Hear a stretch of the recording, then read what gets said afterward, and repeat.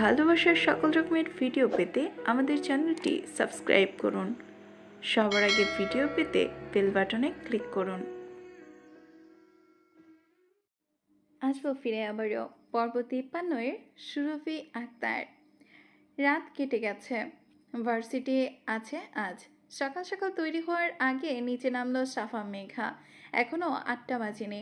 সবার আগে ওদের দুজনকে খেতে দিয়েছেন শাহিনা কবির। আদ্র চেঁচামেচি করবে পরে। ওরা ধীরে সুস্থে খাচ্ছে এখন। দুই রমণী খাওয়ার মাঝে হাই তুলতে তুলতে নিচে নামলো রৌদ্র। ঘুমে টলছে এখনো, এলোমেলো অবস্থা তার। সাফা মেঘা টেবিলে বসেনি, সোফায় বসে খাচ্ছিল। সামনে টিভি চলছে।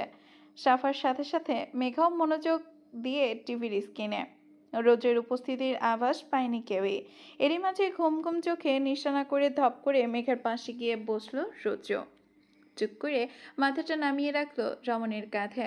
ভারী এক শ্বাস ফেলল। মেঘা সচকিত নড়ে চড়ে ওঠে। ভাগ্যিস ড্রয়িং রুমে সাফা ব্যতীত কেউ নেই। খাওয়া রেখে চোখ কুচকে আলতো চাপা কণ্ঠে ডাকলো সে, রাইনো মুখো, কে হচ্ছেটা কি? উঠুন, সরুন। ঘুম পাচ্ছে আর আমি ঘুমাতে পারিনি।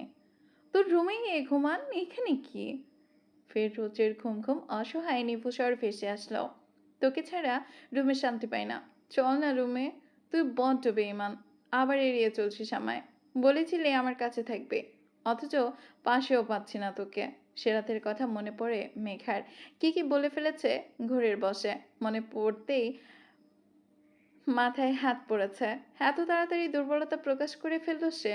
অবশ্য তখনের পর রোজকে পাত্তা দিচ্ছে না আর। গা বাঁচিয়ে রেখেছে সবসময়। এখন মুখ বাঁকালো। লোকটা আবার ওর সাথে তুইতকড়ি করছে। রাগ উঠল এতে। দাঁতে দাঁত চেপে সরে বসলো। রোজের মাথা হেলে পড়ে এতে। তাড়া করে নিভু চোখ খোলার চেষ্টা করে। মেঘা বলে হিসিয়ে, আমি আপনার কাছে থাকবো এটা কখন বললাম? সেদিন রাতে। তখন আমার আবেগ কাজ করেছিল, বিবেক না। আমি এখনো আপনাকে ঘৃণা করি রাইনো মুখো, খুব ঘৃণা করি। কাছে আসবেন না আমার, দূরে যান, সরুন। রোজো মুখ কালো করলো। চরম আশ্চর্য ভাব ফুটালো মুখভঙ্গিমায়। কোমরে হাত রাখার ভঙ্গিতে রেগে বলল, হিডিয়েট, আবার তাড়ামো শুরু হয়ে গেছে। মেঘা মুখ ভ্যাংচায়। খাওয়া শেষ। উঠে গিয়ে কিচেনের প্লেট রেখে আসলো। বাঁকা চোখে রোজের দিকে তাকিয়ে ওড়না উঠিয়ে ডোন্ট কেয়ার ভাব দেখালো। চিকন কণ্ঠে গুনগুন গান তুলে উঠতে লাগলো সিঁড়ি বেয়ে। আহাম্বক বনে ওকে দেখে গেল রৌদ্র। পরক্ষণে ওর অমন হালচাল দেখে খিচে ফেলল চোখ মুখ। তবে রে, কণ্ঠ চিপে মৃদু উচ্চারণ করে পেছনে তেড়ে গেল রৌদ্র। মেঘা ঘাড় ঘুরিয়েছিল। রোজকে তেড়ে আসতে দেখে ফরকালো। হেলোমেলো কদমে ছুটল করিডোর বরাবর। সমান তালে রৌদ্র। ছুটে গিয়ে ঘরে ঢুকে মেঘা, তার পেছনে সে। কেউ ছিল না। কারোর চোখে না পড়লেও একজনের চোখে ঠিক পড়লো। কড়া তীক্ষ্ণ দৃষ্টিতে ওদের দুটোকে নজরে নিলেন তোফায়েল কবির। যা ভাবছিলেন তাই হচ্ছে। এরা জড়িয়ে গেছে একে অপরের সাথে। তবে কি হবে এর পরিণতি? তিনি ভুল কিছু চান না। সবার চাওয়ার সাথে তার চাওয়াটাও মিলে যায়, তবে এর পূর্ণতা সন্দিহান। থমথমে ভঙ্গিতে ঘরে পায়চারি করছে আদ্র, বিচলিত হৃদয়। ছটফট লাগছে ভীষণ। আজ ভার্সিটির প্রথম ক্লাস ছিল, কিন্তু শিশির আসেনি। পুরো ক্লাস উদ্বিগ্নতা নিয়ে পার করেছে সে। প্রতিটা মুহূর্তে অপেক্ষা করেছে ওই মেয়ের। উচ্চাটনে বারংবার দরজার পানে দৃষ্টি গেছে, কিন্তু না, আসেনি শিশির। কোথাও হয়নি আদ্রের সাথে। মেঘার সাথে কথা হয়েছে, ইচ্ছে করেই আসেনি ওই মেয়ে। আদ্র বেশি ভাবতে চাইছে না এই নিয়ে। সময় দেওয়া উচিত ওকে, কিন্তু মনে মানছে না। অবাধ্য হয়ে ভেবে ফেলেছে শিশিরের কথা। কেমন আনচান লাগছে, শূন্য লাগছে সব কিছুতে। ঘরে সে নেই, ফাঁকা লাগছে তাই। অথচ মেয়েটা ওর ঘরে ছিল মাত্র 2টো রাত। এতেই যেন খুব করে এড়িয়ে গেছে। আদ্র আর পায়চারি করতে পারে না। সন্ধ্যার আজান পড়বে খানিক বাদ। সেই সকাল থেকে বারবার ফোন হাতে নিয়েছি তো শিশিরকে কল করার জন্য, কিন্তু করে উঠতে পারেনি, রেখে দিয়েছে। আর এখন আর পারা যাচ্ছে না। শ্বাস বন্ধ হওয়ার উপক্রম, ঘেমে যাচ্ছে শীতেও। দ্রুত ফোন নিল সে। মেয়েটার কাছে এখনো ওর আগের ফোনটাই আছে। সেটাতেই কথা হয়েছে মেঘার সাথে। আদ্রের কাছে নাম্বারও আছে। সে তড়িঘড়ি করে কল লাগালো। প্রথম দুবার রিসিভ না হলেও তৃতীয়বারে আর বাদ পড়ল না। রিসিভ হতেই ভেসে আসলো নরম কণ্ঠের সালাম। আসসালামু আলাইকুম। শ্রোত্রের বক্ষ শীতল হয় তার কণ্ঠ। ছটফটানি মিলিয়ে হিম হয়ে আসে নিমিষে। রকিং চেয়ারে বসে ধপ করে শরীর এড়িয়ে নিঃশব্দে উত্তর করে। কণ্ঠ ওঠে না। সাড়া না পেয়ে শিশির আবারও রিনরিনে গলায় বলে, হ্যালো, কে বলছেন? তোমার স্বামী বলছি। লোকটার হিমশীতল কণ্ঠ শিহরণে গায়ে কাটা দেয় শ্যামলিনীর। আজের কন্ট্যাক্ট তার কাছে ছিল না। নিজের হাজব্যান্ডের নাম্বারটাও সেভ রাখুনি ফোনে। কেমন বউ তুমি, বেয়াদব। শিশির গোমরা মুখে বলে, কিছু বলবেন? অনেক কিছু বলবো। শুনবে প্লিজ? বলুন। আজ ভার্সিটি আসুনি কেন? ইচ্ছে হয়নি। কাল আসবে? জানি না। এ বাড়িতে কবে আসবে? যাব না আর। আজও রাগলো না, নীরবে হাসলো। বলল, কি করছো? কিছু না। খেয়েছো রাতে? এখনো সময় হয়নি। এবার আর কেউ কিচ্ছু বলে না। নীরবতা, পিনপতন নীরবতা। মিনিট দুয়েক পেরোয় ওভাবেই। কেবলই দুজনের নিঃশ্বাস শোনা যায় দুপাশ হতে। অধিকক্ষণ নীরবতা সইল না। পরপর উত্তর করল শিশির। এবার প্রশ্ন করে বসল, আপনি কি করছেন? তোমাকে মিস করছি। আকস্মিক মেয়েটার ঠোঁট চওড়া হলো। হুট করে নিঃশব্দে হাসলো পরিপাটি। কেন তা ঠাউর করতে পারল না। পরক্ষণেই হাসিটুকু ঢেকে বলল ভারী গলায়, রাখছি। হুম, থাক। আর কিছু বলবেন? না। তাহলে রাখি? না। ফোন ধরে রাখো, নিঃশ্বাস শুনবো তোমার। কতক্ষণ? বিরামহীন। কাজ আছে আমার, করতে হবে না। আমার বউ কাজ করবে না। আচ্ছা শোনো, কাল নিতে আসি তোমায়? না। তাহলে কবে? কোনো দিন না। ভেবেচিন্তে বলো কিন্তু। যা বলবে তার উল্টোটা করব আমি। যদি একবার নিয়ে আসি তাহলে আর কোনো দিনও যেতে দিব না ওখানে। ভয় পাই না আমি আপনাকে। ফোন রাখছি। আই নো তুমি খুব সাহসী। দেখবো কতটা সাহস রাখতে পারো। ফোন রাখার চিন্তা করবে না ভুলেও। ভালো হবে না তাহলে। কানে ধরে রাখো, নয়তো কাছাকাছি অনুভব করতে চাই তোমায়। বাধা দিও না। টানা 2 দিন কেটেছে মাঝে। সবাই যে যার মতো চলছে। একমাত্র রৌদ্র ব্যতীত। তার চলাফেরা বিরাট পরিবর্তন এসেছে আজকাল। অযথা বাড়ির বাইরে বেরোয় না। বেরোলেও দুপুরের খাওয়ার আগে ঠিক ফিরে আসে। আবার রাতেও তাই। আজ রাতেও ফিরেছে। ঘড়ির কাঁটা ঠিক রাত 7টা বেজে 58 হন্তদন্ত হয়ে বাড়ির ভেতরে ঢুকলো সে। রাতের খাবারে বসবেন সকলে। ড্রয়িং রুমেই উপস্থিত ছিলেন। রোজকে এভাবে দেখে চকিত তাকালেন। বাড়ির ভেতরে ঢুকেই সাবধান হলো রোজ। টান টান করলো নিজেকে। ড্যানিম টেনে টুনে লম্বা করলো। কলার ঠিক করে গলা ঝাড়লো। এগুলো হেলে দুলে। হেই গাইস, এখনো ডিনার রেডি হয়নি? মম, খেতে দাও, খিদে পেয়েছে তো। চোখ সরু করে বসলো সকলে। কদিন ধরে ছেলের মতিগতি বোঝা যাচ্ছে না। শুভ্র তীক্ষ্ণ চোখে তীক্ষ্ণ স্বরে জানতে চাইল, রুটি তোর কি হয়েছে বলতো? কি আবার হবে ব্রো? ইদানিং এত তাড়াতাড়ি ফিরছিস। লাঞ্চ ডিনার সব সময় দেখা যাচ্ছে তোকে ইন্টারেস্টিং। গাদুলিয়ে হাসলো রোজো। সাফা মেঘা একসাথে নিচে নামছে। রোজো সেদিকে খেয়াল রেখে ঠোঁট চেপে বলল, তাড়াতাড়ি ফেরার কারণ আছে ব্রো, শুনবে? লজ্জা পেও না আবার। কেউ বুঝলো না। বড়রা নির্বিকারভাবে শুনছে কেবল। শুভ্র জিজ্ঞাসা দৃষ্টিতে তাকাতেই মুখ টিপে লাজুক হাসলো যুবক। মেঘা নিচে নেমে এসে থেমেছে। রৌদ্র মিটমিটি স্বরে বলল, আমার আমার বউ আমাকে তাড়াতাড়ি বাড়ি ফিরতে বলেছে। বলেছে 8টার আগে যেন বাড়ি ফিরে আসি। তাই আসছি। আরও বলেছে ব্রেকফাস্ট লাঞ্চ ডিনার এসব কিছুই যেন সবার সাথে করি। তাই করছি। সবার সাথে ভালো মতো কথা বলতে বলেছে, তাই বলছি। মদ খেতে বারণ করেছে। ট্রাস্ট মি, 3 দিন ধরে অ্যালকোহল ছুঁয়েও দেখিনি। সিগারেটও ছুঁই না। আজকাল বেপরোয়াগিরি করি আমি? তুমি বলো। করি না তো। আমার বউ বারণ করেছে, তাই সব বেপরোয়াগিরি ছেড়ে দিয়েছি। বাধ্য হয়ে গেছি পুরো। জানো কেন? রোজের কথা শুনে গুলো তাজ্জব বনে শুনলেন সকলে। মূর্ত বলল এক একজন। চেয়ে রইল বিস্ময়ে। রোজও বেশ সিরিয়াস ভঙ্গিতে সবটা বলেছে। রুবিনা কবির টেবিলের পাশে থম মেরে দাঁড়িয়ে সবটা কর্ণপাত করলেন। আশ্চর্য দৃষ্টিতে চেয়ে আছেন বাড়ির দুই কর্তা। শুভ্র অস্পষ্ট বলে রোজের শেষ কথাটা কেটে নেয়। কেন? এবার ফিক করে হাসল রৌদ্র আর চোখে তাকায় মেঘার দিকে। মেঘা আহাম্মক। রোজের দৃষ্টি বুঝে আটকে উঠল। এই লোক বেফাস বলে ফেলবে এক্ষুনি, ভরসা নেই। ঝাঁকুনি দিয়ে উঠল রমণী। বড় বড় আটকানো চোখে বড়দের দিকে নিল চোখ। রোজও বলতে চায়, বিকজ আমার বউ আমাকে বলেছে আমি যদি এসব মেনে চলি তাহলে আমার রায়নমুখ ছাড়বো না আমি আপনাকে। যুবক কথা শেষ করতে পারল না, তার আগেই ঝাঁঝিয়ে উঠল মেঘা। সশব্দে চিৎকার জুড়ে দাঁত চেপে তেড়িয়ে এলো রৌদ্রের দিকে। ভোরকে পেছয় রৌদ্র। অসভ্য লোক, আর একটা কথা বললে ঠোঁট সেলাই করে দেবো আপনার। পিছিয়ে যায় রৌদ্র। চমকায় সবাই। রৌদ্র ঠক গিলে বলে, ও সুইট হার্ট, আমি আবার কি বললাম? সত্যিই বলছি তো। প্রমাণ তুই নিজে। মিথ্যে বলা মহাপাপ, জানিস না? শাট আপ, একদম চুপ করে থাকুন। কিন্তু আমি তো সত্যি বলছি না। তুই কথা দিয়ে কথা রাখিস নি, কিন্তু আমি ঠিক রাখছি।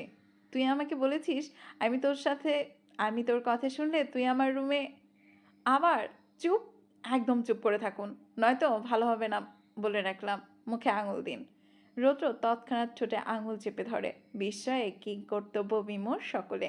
হা বনে দেখছে। মেঘার বিকট চিৎকার। রৌদ্র কেমন বাধ্যের ন্যায় চুপ করে গেল। জড়সড় হয়ে দাঁড়ালো একপাশে।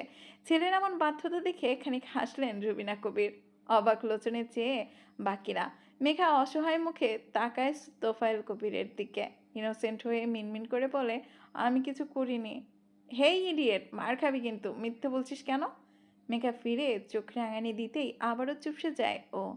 এবার ফিক করে হেসে আজও আর শুভ্র। তাদের ভাই বড় ফসা ফেসেছে। জব্দ হচ্ছে মারাত্মক।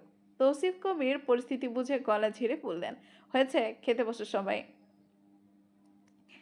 আজ 3 দিনের মাথায় ভার্সিটি এসেছে শিশির। বাজে 11:15। চুপচাপ গুটি গুটি পায়ে ক্লাসের দিকে এগোলো সে। প্রথমে আদ্রের ক্লাস ছিল 10টা থেকে 11টা অবধি। সে আদ্রের ক্লাস করবে না, এড়িয়ে যাবে। দ্বিতীয় ক্লাস থেকে বাকিগুলো অ্যাটেন্ড করবে। তার তার প্ল্যান। সেই মোতাবেক ইচ্ছে করেই দেরি করে এসেছে। খুব দুর্বল পায়ে ধীরে ধীরে ক্লাসের দিকে এগোয় সে। দেরি হয়ে গেছে 5 মিনিট। স্যার নিশ্চয়ই ক্লাসে ঢুকে পড়েছেন। তবুও তেমন হেরফের দেখালো না শিশির। স্বাভাবিক গতিতেই থামলো ক্লাসের দরজার কাছে। টিচার্স চেয়ারে পিছু ফিরে বসে আছে কেউ। শিশির না দেখেই বেখেয়ালে বলে বসলো, may I come in sir? অগত আদ্রের ঠোঁটের কোণে এক চিমকিত হাসি ভিড় জমায়। মুহূর্তেই উঠে পিছু ফিরে সে। মুখোমুখি হয় শিশিরের সাথে। চমকায় শিশির, এই লোক এখনো ক্লাসে? কিন্তু এনার ক্লাস সময় মতো পেরিয়ে গেছে। চোখ বড় বড় করলো মেয়েটা। বাকি স্টুডেন্টরা বিরক্ত নিয়ে তাকায়। আজকেও লেট এই মেয়ে, স্যার অ্যালাউ করবে না। ফারিনের বিরক্তি চরম। শিশিরকে দেখেই মুখ কুঁচকে ফেলল সে। পরক্ষণে একটু স্বস্তি পেল। খবর পেয়েছে বিয়ে হয়েছে এই মেয়ের, আর টেনশন কিসে। উৎসুক হলো, হাসলো সে। আদ্র তো ক্লাসে ঢুকতেও দেবে না ওকে। মুখ বাঁকালো ফারিন। শিশির তড়িঘড়ি করে সরে যেতে চায়। তাৎক্ষণিক সবাইকে চমকে দিয়ে আদ্র বলে ওঠে গলা বাড়িয়ে, ইয়াহ, কামিন। থমকায় শিশির, সাথে বাকিরাও। আদ্র স্যারের ক্লাসে দেরি করে আসার পরেও এই মেয়েকে অ্যালাউ করলো আদ্র। এটা অবিশ্বাস্য, তবে সত্য। আদ্রের ক্লাস শেষ হয় 12টার দিকে। শিশির অ্যাটেন্ড করেছে অনিচ্ছা সত্ত্বেও। ক্লাস শেষে বেরিয়ে যেতে যেতে আদ্র বলে গেছে মেঘা সাফা যেন বাইরে আসে এক্ষুনি। তার ইঙ্গিত বুঝিয়েছে শিশিরকে নিয়ে আসবে ওরা। বাকি ক্লাসগুলো করবে না আর। আজ সিরাত আর আহিয়ান ওদের ফ্ল্যাটে শিফট করবে। বাড়ি ছাড়ছে ওরা। বাড়িতে সবার মন খারাপ। শিশিরকে নিয়ে জোরপূর্বক ক্লাস থেকে বেরিয়ে আসলো দুই রমণী। মেঘা আর সাফাকে সাথে। পুনরায় শিশিরকে দেখে রিরি করে চড়ে উঠল ফারিন। পিছু পিছু হিসিয়ে বেরোয় সে নিজেও। ডিরেক্ট বাইরে বেরিয়েছে সবাই। গেটের বাইরে 3 জন অপেক্ষা করছে। আজও গাড়ি নিয়ে আসার অপেক্ষা। ফারিন রাগে গজগজ করে সেদিকে যায়। মেকি স্বরে বলে, কংগ্রাচুলেশন শিশির, শুনলাম বিয়ে হয়েছে তোমার। সব ঠিকঠাক তো? উত্তর করে সাফা, একদম ঠিকঠাক আছে। তা শিশির, হাজব্যান্ড কি করে তোমার? একদিন দেখা করা আমাদের সাথে, আমরাও দেখি। বিপরীতে জোরপূর্বক হাসল শিশির। সাফা ছটফট করে কিছু বলতে গেলে হাত চেপে থামিয়ে দিল। আজের সাথে ওর বিয়ের কথাটা অপ্রকাশ্যই থাক। ফারিন আবার পিছু বলতে যাবে, তার আগে গাড়ির শব্দ আসে। পাশে এসে থামে আজের গাড়ি। সাফা তড়িঘড়ি করে শিশিরকে ঠেলে ঠুলে উঠে পড়ল গাড়িতে। শিশিরকে ওদের গাড়িতে উঠতে দেখে আরও বেশি তেলেবেগুলান জ্বলে ওঠে ফারিন। এই মেয়েকে সহ্য হয় না তার। বিয়ে হয়ে গেছে, তবু আজর স্যারের পাশাপাশি চিপকে রয়েছে এই মেয়ে। রাগে হাত ছুঁড়ে ফোঁস করে উঠল সে। সিরাত চলে যাচ্ছে। গোছগাছ শেষ, সম্পূর্ণ তৈরি ওরা। টুকটাক লাগেজ গাড়িতে ওঠানো হয়েছে। শুভ্র যাচ্ছে সাথে। বাড়ির সবাই সবার ভিড়। বাড়িতে বাড়ির সবাই বাড়ির বাইরে সবার ভিড় মেয়েকে বিদায় দেওয়ার জন্য। কম বেশি সবার চোখে ভেজা। রুবিনা কবির আঁচলে মুখ চেপে রেখেছেন। মেয়েকে কাছছাড়া করা হয়নি গত 3 বছর একদিনের জন্যও হয়নি চোখের আড়ালো।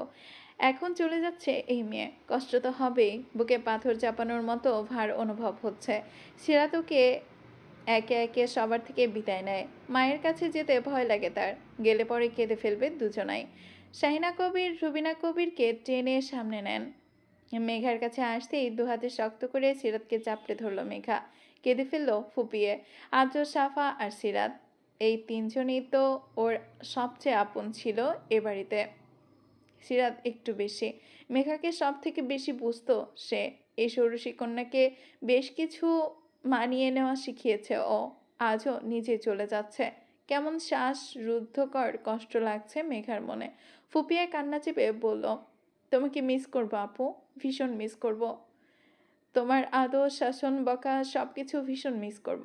এ বাড়িতে তুমি আমার অন্যরকম কেউ ছিলে, এখন থেকে আর থাকবে না। চলে যাওয়াটা কি খুব দরকার ছিল? থাকতে পারতাম না আমরা একসাথে?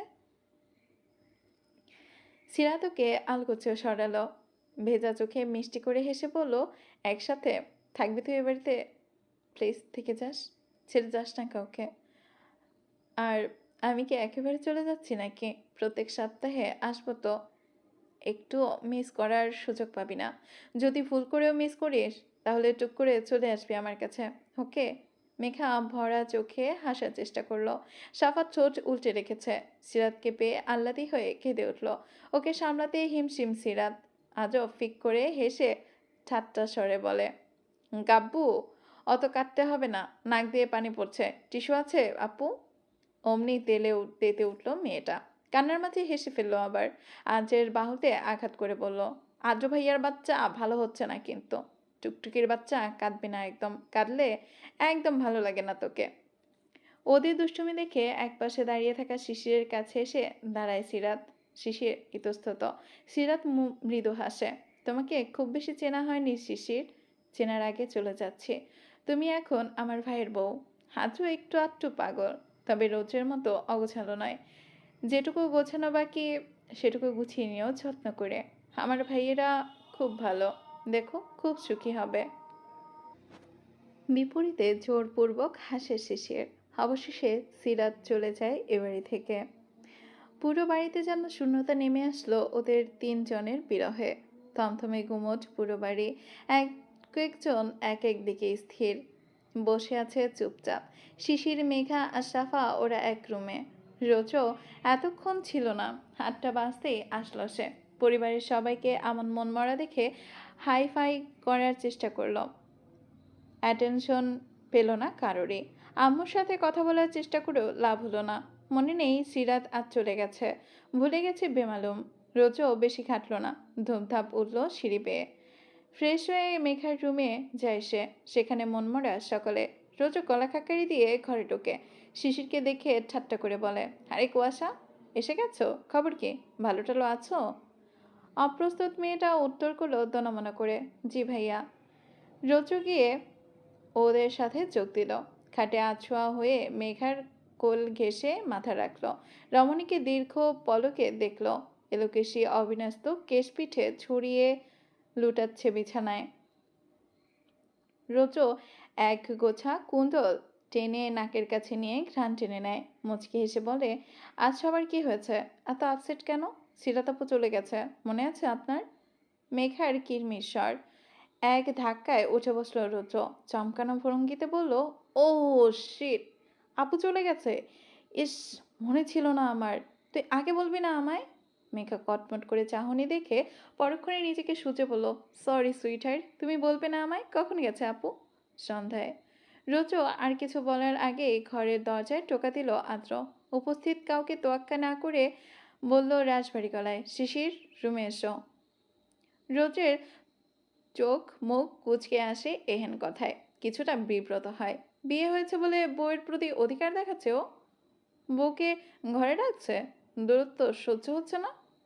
তার মানে ওদের মধ্যে সব ঠিকঠাক। এত তাড়াতাড়ি? এদিকে রোজো আর মেঘার মাঝে তো এখনো সব খিচুড়ি পাকিয়ে আছে। তাড়া করে দৃষ্টি ছড়ালো রোজো। এখানে রোজের সামনে সংকুচিত শিশির। তার চেয়ে আজের সামনে যাওয়া ভালো। সে বিছানা থেকে নামতেই মেয়েদের মতো মুখ ভেঙিয়ে ভ্যাঙ্গায় রৌদ্র। শোনো কুয়াশা, এ বাড়ির মেজো ছেলে তোমাকে হুট করে এক প্রকার জোর করে বিয়ে করেছে। তুমি কিন্তু এই বিয়েতে রাজি ছিলে না, মনে আছে তোমার? এটা ভুলে যেও না, আজও কিন্তু তোমার প্রফেসর। এটা সবচেয়ে বড় কথা, ভুলে যেও না এসব। হ্যাঁ, যাও, স্বামী ডাকছে। স্বামীর ডাকে সাড়া দিতে হয়। যাও কুয়াশা, ঘরে যাও। আজও চোয়াল খিচে রেগে মেগে তাকালো। থোড়াই না পাত্তা দিল রুদ্র। একে আদ্রকে মেঘার দিক থেকে সহ্য হয় না, এখন আবার বিয়ের কদিন যেতে না যেতেই বউয়ের সাথে এভাবে মাখো সম্পর্ক, এটাও সহ্য হচ্ছে না। ওদিকে রোজের বিয়ের 5 বছর হয়, ওদের এখনো কিছুই হলো না। মানা যায় এটা? কবির পরিবারের ছোট ছেলে, সবার আগে বিয়ে করেও লাভ হলো কই? শিশির রুম থেকে বেরোনোর আগে রোজের মাথায় দুষ্টু বুদ্ধি চাপলো। তড়িঘড়ি করে বিছানা থেকে নেমে শুনিয়ে শুনিয়ে হাঁক ছাড়লো, সুইট হার্ট, রুমে চলো, প্রেম প্রেম পাচ্ছে আমার। এমন নির্লজ্জ কথায় চোখ গোল গোল করে তাকায় মেঘা। চকিতে চায় শিশির। রুমে এসে ড্রেসিং টেবিলের সামনে এক জায়গায় জড়সড় হয়ে দাঁড়িয়ে আছে শিশির। সন্ধ্যাতেই খাওয়া দাওয়া হয়েছে সিরাতের যাওয়ার আগে। খিদে নেই আর, খেতে হবে না। চুল আঁচড়ে বেনি গেথে নিল সে। আদ্র এসে থামে ওর ঠিক পেছনে। মিররে দৃষ্টি বিনিময় হয় দুজনের। এক নজরে দৃষ্টি নামায় শিশির। বেনিখানা টান টান করে সরে আসতে গেলে বাধা পড়ে। আদ্র আচকায় ওকে। আলগোছে টেনে ধরে বাম হাত। মাঝে মাঝে লোকটার এমন আকস্মিক স্পর্শে কেমন অদ্ভুত লাগে মেয়েটার কাছে। ঢোক গিলে বলে চোখ নামিয়ে, হাত ছাড়ুন। আজও ওর কাছে কথায় ভুলল না। হাতখানা এগিয়ে এগিয়ে অনামিকা আঙুলে টুপ করে একখানে রিং পরিয়ে দিল। শিহরণ ভুলে নড়বড়ে দৃষ্টিতে তাকালো রমণী। ফের শিহরণ জাগিয়ে ওর হাতের পিঠে নরম আবেশে ঠোঁট ছোঁয়ায় আদ্র। দম খিচে নেয় মেয়েটা। কুকড়ে আসে পুরো শরীর। আদ্র মুচকি হেসে চোখে চোখ রেখে ইশারা করে বলে, পছন্দ হয়েছে? কম্পিত চোখে নিজের হাতের দিকে তাকায় সে। অতঃপর লোকটার দিকে জড়তা ঠেলে কম্পিত স্বরে বলে, কেন করছেন এমন? কি করছি? এসব কি সব? সবার আগে বলুন, বিয়ে কেন করেছেন আমায়? এমনি। হেয়ালি করবেন না। করছি না তো। ওয়েট, আরেকটা জিনিস দেওয়ার আছে। শিশিরকে ছেড়ে টেবিলের ড্রয়ার থেকে কিছু একটা বের করে আনলো সে। একটা ফোনের বক্স। আদ্র মৃদু হেসে বাড়িয়ে দিয়ে বলল, তোমার ফোন, আজ থেকে এটা চালাবে। আমার একটা সিম কার্ড দিয়েছি, মোটামুটি সবার নাম্বারও সেভ করে দিয়েছি। শিশির হতবাক হয়ে চেয়ে রয়। আজও পকেট থেকে ফোনটা বের করে ওর হাতে ধরিয়ে দেয়। একটু কাজ ঘেঁষে আলতো হাত উঁচিয়ে বাম কপালের ধারে রাখতেই সিটিয়ে যায় মেয়েটা। চোখ নিভিয়ে গলা ভেজায়। পেছাতে গেলে হেলে পড়ে ড্রেসিং টেবিলের ওপর। ঠোঁট কামড়ে হাসে আদ্র। ঝুঁকে রমণীর চিবুক উঁচিয়ে ধীরজ স্বরে বলে, কি হলো, ভয় পাচ্ছ? তুমি নাকি ভয় পাও না? স্যার সরুন প্লিজ, অস্বস্তি হচ্ছে। অস্বস্তি হতে হতেই স্বস্তি এসে যাবে। কান্না পায় শিশিরের। পুরো শরীর কাঁপে তিরতির করে। হাতড়ে স্পষ্ট অনুভব করে তা। মেয়েটার অপ্রস্তুত অবস্থা কাটাতে দূরে সরে আসে। ফাঁক পেয়ে হাঁপ ছাড়ে শিশির। ঢোক গিলে সামলায় নিজেকে। পরক্ষণে ডাকে হুট করে, স্যার? ছলকায় আদ্র। ঘুরে ঘাড় ঘুরিয়ে উত্তর করে সহসা, হুম? কেন ডাকলো? জানা নেই। আরো বেশি অপ্রস্তুত হলো মেয়েটা। ক্ষণিকের ব্যবধানে অন্য প্রশ্ন করে বসল, মেঘা এবারের মেয়ে? না মানে রোজু ভাইয়া? কথা শেষ করার আগেই উত্তর করলো আদ্র, মেঘা রোজের বউ, ঠিক যেমন তুমি আমার। তার মানে ও এবারের মেয়ে নয়? হুম, বউ, তোমার মতো। ও, জানতাম না। আমি তো জানতাম এবারে মেয়ে। ভুল জানতে। কবে বিয়ে হয়েছে? 5 বছর পেরিয়ে গেছে। শিশির বিরাট ঝটকা খায়। চোখ বড় বড় করে তাকিয়ে অবিশ্বাস্যে উচ্চারণ করলো, 5 বছর? হুম। ওদের বিয়েটা স্বাভাবিকভাবে হয়নি। জুডি একটু বেপরোয়া। ফোর্স করে বিয়ে করেছিল ওকে। তারপর সুইজারল্যান্ডে পাড়ি জমিয়েছিল। 5 বছর কারোর সাথে সেভাবে যোগাযোগ ছিল না। ইনফ্যাক্ট মেগার খবর নেয়নি, দেখেওনি। ফিরেছে অক্টোবরের শুরুতে। তারপর আবার গেছিল, থাকতে পারেনি মেঘাকে ছাড়া। চলে এসেছে। মেঘের কেউ নেই, তাই শুরু থেকেই ও আমাদের কাছে ছিল। তবে একজন আছে, জানি না কে হবে এখন। এখন রৌদ্র ভাইয়া আর মেঘার সম্পর্কটা স্বাভাবিক? হুম, আমাদের মতোই অস্বাভাবিক। পার্থক্য শুধু রুটি ফোর্স করার অ্যাবিলিটি রাখে, আর আমি রাখি না। রাখতে আমাদের সম্পর্কটা আর অস্বাভাবিক থাকতো না। আজের কথার অর্থ বুঝতে বেগ পোহাতে হলো না শিশির। চোখ নামিয়ে নিল জ- চোখ নামিয়ে নিল তরিতে। আজও কেমন কাতর কণ্ঠে দাবি করে, সম্পর্কটা স্বাভাবিক করতে চাই আমি, খুব শীঘ্রই চাই। Mind it. চলবে।